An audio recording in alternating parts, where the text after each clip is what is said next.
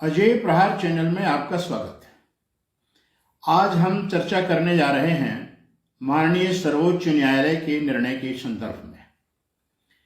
EWS यानी कमजोर वर्गों को 10% का आरक्षण जो सरकार ने 103वें संविधान संशोधन के माध्यम से दिया, उसके विरोध में कई याचिकाएं माननीय सर्वोच्च न्यायालय में लंबित हुई और उस पर काफी बहस हुई। बड़े निबंध लिखे गए, बड़े आर्टिकल्स आए, समाचार पत्रों में भांति भांति की प्रतिक्रियाएं हुई। यह आरक्षण नौकरियों के साथ साथ उच्च शिक्षण संस्थानों के प्रवेश को लेकर के भी उसमें संविधान संशोधन में प्रावधान किया गया। लंबे अरसे के बाद कल माननीय सर्वोच्च न्यायालय का जो निर्णय आया वो बहुमत से 3 और 2, 3 लोगों ने पक्ष में लिखा, 2 लोगों ने कुछ उस पर बिंदु उठाए। वो कोई भी बिंदु ऐसे नहीं हैं जो संविधान के दायरे को परिवर्तित करते हों, उसके स्वरूप को बिगाड़ते हों।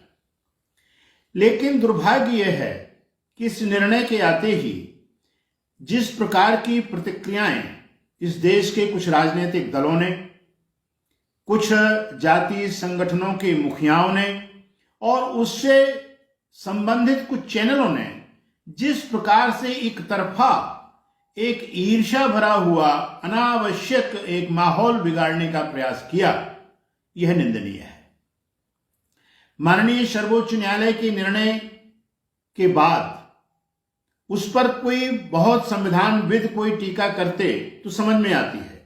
जिनको संविधान का कोई ज्ञान नहीं है वो भी अज्ञान को उड़ेल करके, सिवाय इसके कि वो सामाजिक वातावरण को खराब करें, और उनका कुछ भी इसका किया धरा हो नहीं सकता है।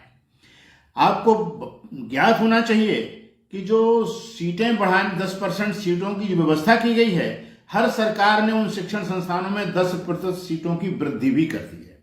और ऐसी वृद्धि कर देने से किसी का कोई हित उसमें ऐसा नहीं होता है कि ये कहा जाए कि इसमें किसी को अनावश्यक लाभ दे दिया गया या किसी की हानि हो गई है। हाँ, 75 वर्ष के बाद अगर हमको आज भी आरक्षण की आवश्यकता है और हम आरक्षण को जारी करते हैं, इस पर विवाद हो सकता है, इस पर बहस हो सकती है, इस पर कुछ विचार विनिमय किया जा सकता है। आरक्षण को किस प्रकार से हम और अच्छा, आज की तारीख के जो माहौल है उसमें उसको क्या और वैज्ञानिकता दे सकते हैं, किस प्रकार से हम वंचितों को लाभ दे सकते हैं, इस प्रकार की अगर बहस हो तो उस बहस से, उस मंथन से कुछ निकल सकता है।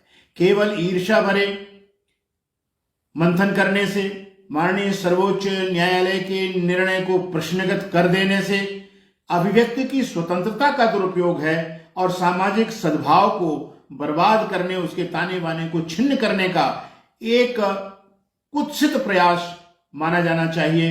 और इसी प्रकार से एक जो संविधान की व्यवस्था आई है, जिसको सुप्रीम कोर्ट ने मोहर लगाई है, उसको हमें स्वीकार कर लेना चाहिए और उस पर अनर्गल टिप्पणियां नहीं करनी चाहिए। इन्हीं शब्दों के साथ धन्यवाद।